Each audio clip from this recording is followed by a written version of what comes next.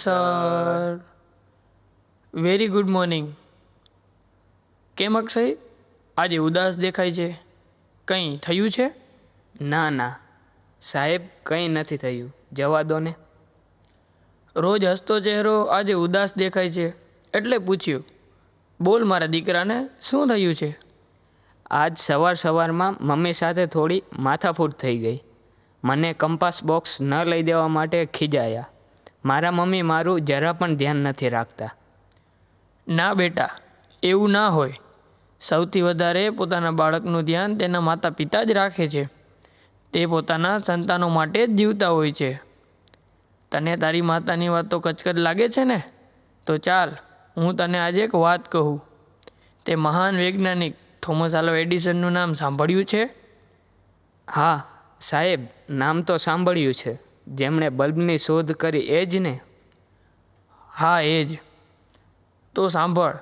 11 ફેબ્રુઆરી 1847માં અમેરિકામાં જન્મેલા થોમસને એક દિવસ મંદબુદ્ધિના કહીને સ્કૂલમાંથી કાઢી મૂકવામાં આવે છે અને સાથે એક ચિઠ્ઠી તેના શિક્ષક દ્વારા લખીને આપવામાં આવે છે કે ચિઠ્ઠી તારી માતાને આપજે.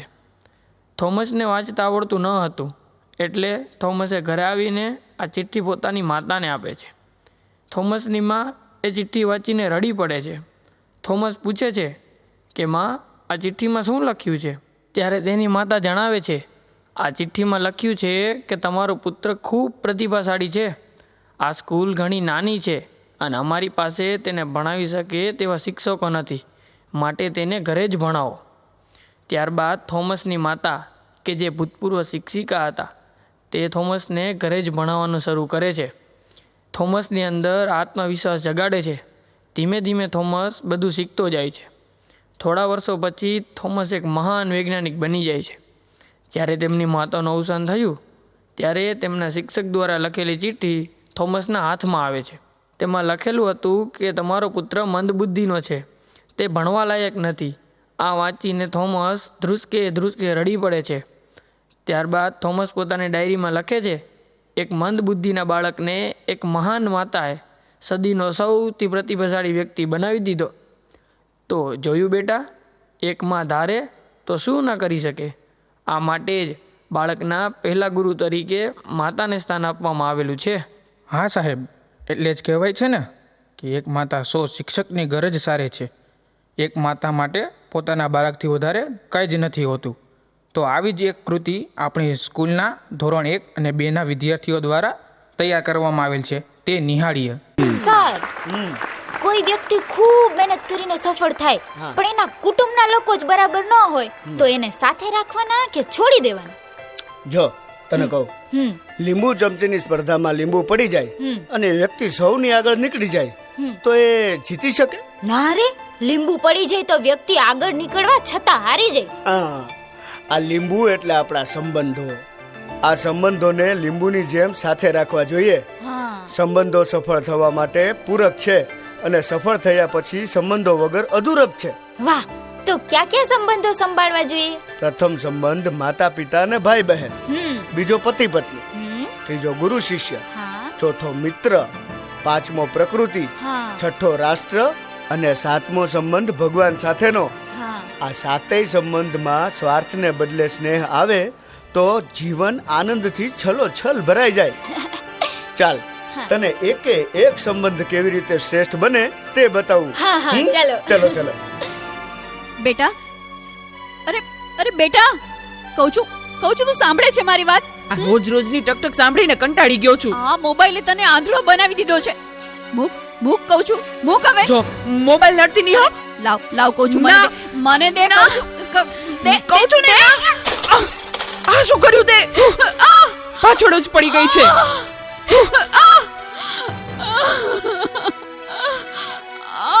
બોલાવતી નહીં હવે મને. હે ભગવાન, શું કરું મારે આનું? કઈ સમજાતું નથી. આજે ઘરે ઘરે આ સમસ્યા છે. મોબાઈલે માતા પિતા પ્રત્યેનો ભાવ સાવ ખલાસ કરી નાખ્યો છે. અરે શેઠ સાહેબ, તમે મારા ઘરે? તું મને ઓળખે છે? મારા મમ્મી તમારે ત્યાં ઘરકામ કરે છે. એ સુશીલા એન્ડ કંપનીના માલિક ને. તમને તો આખું શહેર ઓળખે છે. તને ખબર છે બેટા, સુશીલા કોણ છે અને હું આ સુશીલા કંપનીનો માલિક કેમ બન્યો? ના. તો સાંભળ. અતિશય સાધારણ કુટુંબમાં મારો જન્મ થયો.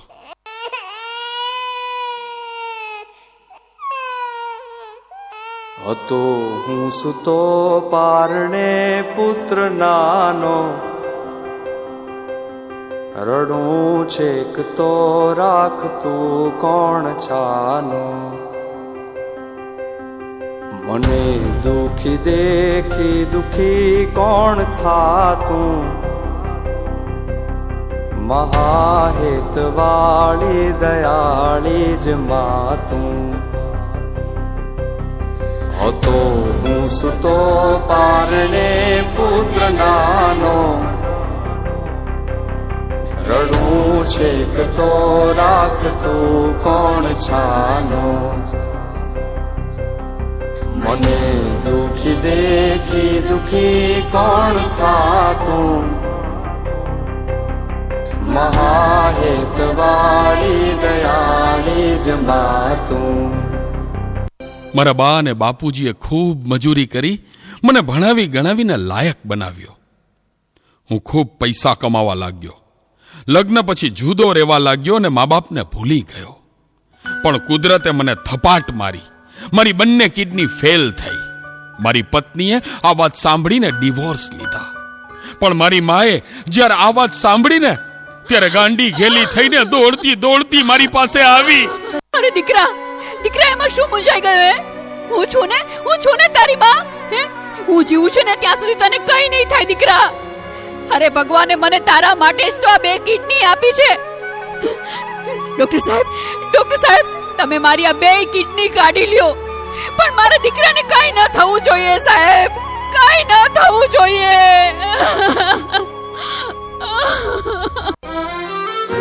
માથી મોટું કોઈ નહીં, મળે ને હોય જળધર કે જગદીશ, સૌ કોઈ નમાવે શીશ, અંબા આગળ આલિયા.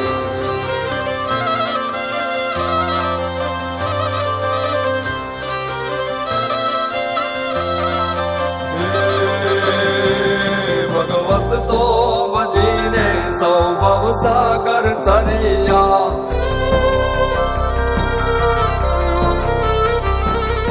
નામ રે જપીને પરમેશ્વર પણ મળ્યા. ભગવત તો ભજીને સૌ સાગર તરિયા, નામ રે જપીને પરમેશ્વર પણ મળ્યા. હે તારે ખોડ ને ખેલવા હું મુક્તિ ન માગું, તારાથી કરે દૂર એવી ભક્તિ ન માગું. હે તારે ખોડ ને ખેલવા હું મુક્તિ ન માગું, તારાથી કરે દૂર એવી ભક્તિ ન માગું. સુકામાં સુવાડે બિને પોડી પોતે, પીડા પામ પાંડે તજે સ્વાદ તોતે. મને સુખ માટે કટું કોણ ખાતું,